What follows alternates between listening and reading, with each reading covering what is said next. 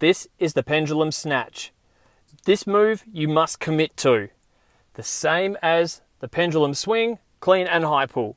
Feet together, bell out in front, handle pointed forward, grab hold, hike high to the outside of the hip, big power drive to propel the bell up and overhead.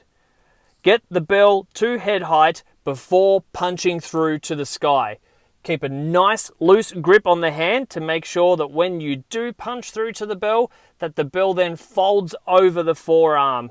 If you keep it nice and tight, the bell won't fold over and it'll come crashing down into the forearm and cause you a significant amount more pain.